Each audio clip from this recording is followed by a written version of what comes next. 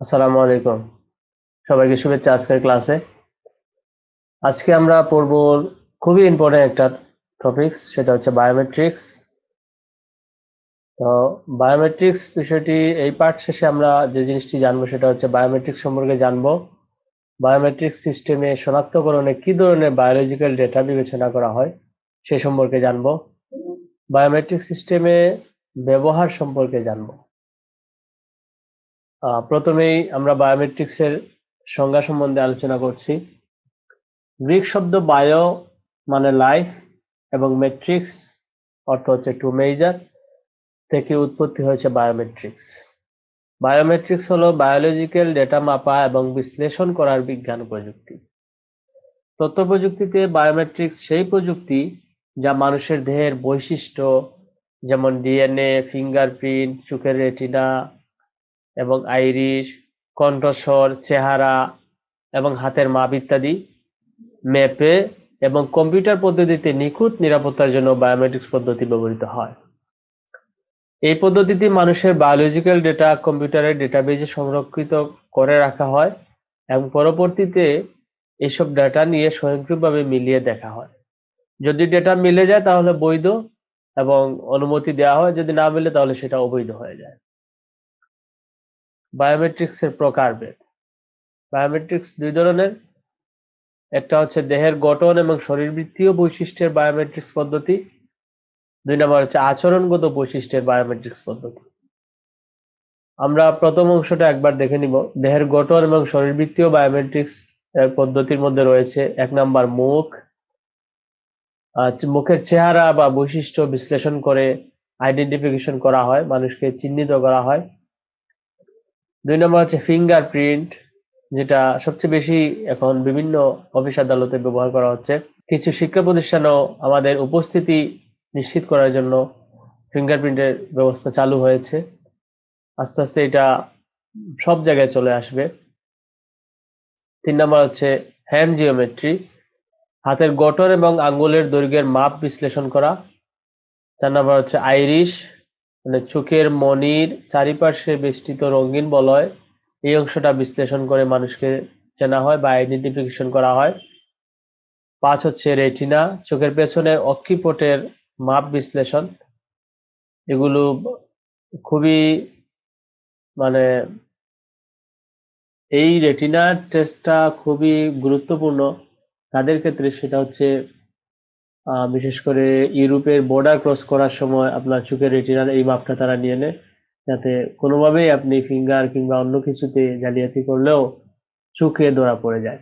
একটা মজার জিনিস বলি, গুগলের যে হেড অফিস আছে সেখানে বায়োমেট্রিক্সের ক্ষেত্রে এই ফিঙ্গারপ্রিন্ট দেওয়ার পরেও আপনাকে সর্বশেষ অংশে গিয়ে এই রেটিনার টেস্টটি দিয়ে রুমে ঢুকতে হয়। এরকম একটা ভিডিও দেখেছিলাম। 6 নম্বর হচ্ছে শিরা, হাত এবং কবজির শিরার প্যাটার্ন বিশ্লেষণ করা হয় সেখানে। দ্বিতীয় যে বিষয়টি আছে সেটা হচ্ছে আচরণগত বৈশিষ্ট্যের বায়োমেট্রিক্স পদ্ধতি। এক নম্বর হচ্ছে কণ্ঠস্বর, মানুষের কণ্ঠস্বরের উচ্চতা, সুরের মূর্ছনা, স্পন্দনের দ্রুততা ইত্যাদি বিশ্লেষণ করে আপনাকে আইডেন্টিফিকেশন করা হবে। তারপর হচ্ছে সিগনেচার, হাতের দস্তখত বিশ্লেষণ করা হয়, বিশেষ করে ড্রাইভিং লাইসেন্সে আমরা যখন সিগনেচার দিই এভাবে দিয়ে থাকি এবং সেটি ফিঙ্গারপ্রিন্ট করে এভাবে ডিটেক্ট করে আপনাকে ধরা হয়। টাইপিং কি স্ট্রোক, আপনার টাইপ করার নির্দিষ্ট কোনো পাসওয়ার্ড বা টাইপ করে এন্ট্রি করা হয় এবং এটা বিশ্লেষণ করা, এগুলো সহজ। তারপর হচ্ছে বায়োমেট্রিক্স এর ব্যবহার। এটা আমরা জানি, তারপরে কয়েকটা বিষয় আলোচনা করে নেই। কোনো ব্যক্তি শনাক্তকরণে বায়োমেট্রিক্স এর ব্যবহার করা হয়। সত্যতা যাচাই করার জন্য বায়োমেট্রিক্স এর সাহায্য নেওয়া হয়, যেমন ভোটার আইডেন্টি কার্ড এটা আপনার কিনা, সেক্ষেত্রে বায়োমেট্রিক্স এর ব্যবহার করা হয়। বহুল ব্যবহৃত কয়েকটি বায়োমেট্রিক্স পদ্ধতি, তার মধ্যে এক নম্বর পর্যায়ে রয়েছে ফিঙ্গারপ্রিন্ট। এই ফিঙ্গারপ্রিন্ট সব জায়গায় আস্তে আস্তে একেবারে বাধ্যতামূলকের মতো হয়ে যাচ্ছে। বেশিরভাগ প্রতিষ্ঠান, শিল্প কারখানা, শিক্ষা প্রতিষ্ঠান, বিভিন্ন ধরনের অফিস আদালত সব জায়গায় এই ফিঙ্গারপ্রিন্টের ব্যবহার করা হয়। Face recognition. ফেস রিকগনিশন এখনো এতভাবে বহুলভাবে প্রচলিত না হলেও, বিশেষ করে আমরা আমাদের মোবাইলের পাসওয়ার্ড দেওয়ার ক্ষেত্রে অনেকে ফেস রিকগনিশন দিয়ে রাখি।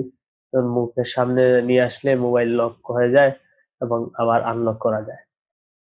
তারপরে হ্যান্ড জিওমেট্রি, মানুষের হাতের যে গঠন রয়েছে, যে কুশ কলার গঠন রয়েছে সেগুলোর উপর ডিপেন্ড করে এটা করা হয়।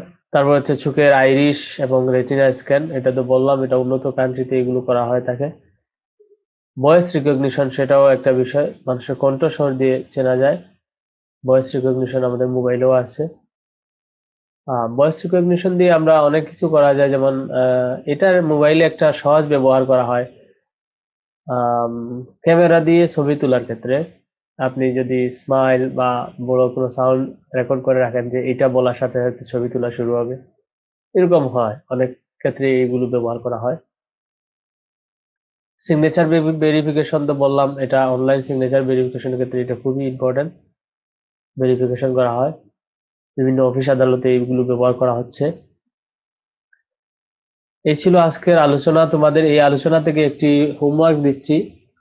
বায়োমেট্রিক্স কি? বায়োমেট্রিক সিস্টেমে শনাক্তকরণে কি ধরনের বায়োলজিক্যাল ডেটা বিবেচনা করা হয়? আমরা এর আগে যে আলোচনা করেছি এই বিষয়গুলো, কোন ধরনের ডেটা বিবেচনা করা হয় সেইগুলো আশা করি তোমরা লিখতে পারবে। লিখে কমেন্টে বা ছবি তুলে পাঠাবে। আশা করি একটি প্রশ্ন তোমাদের পড়া হয়ে যাবে। প্রথম অধ্যায় থেকে যে কয়টি প্রশ্ন সবচেয়ে বেশি এসে থাকে তার মধ্যে এই প্রশ্নটি একটি। 2 নম্বর প্রশ্ন হচ্ছে, নিরাপত্তার জন্য বায়োমেট্রিক সিস্টেম অনেক সুবিধাজনক, বিশ্লেষণ করো। আশা করি তোমরা বিষয়গুলো বলতে পারবে, যে কয়েকটা আমরা স্লাইড দেখালাম সেগুলোকে নিজের মতো করে বিশ্লেষণ করে এর সুবিধাগুলো আলোচনা করা যাবে। সবাইকে ধন্যবাদ জানিয়ে আজকের ক্লাস এখানেই শেষ করছি। আল্লাহ হাফেজ।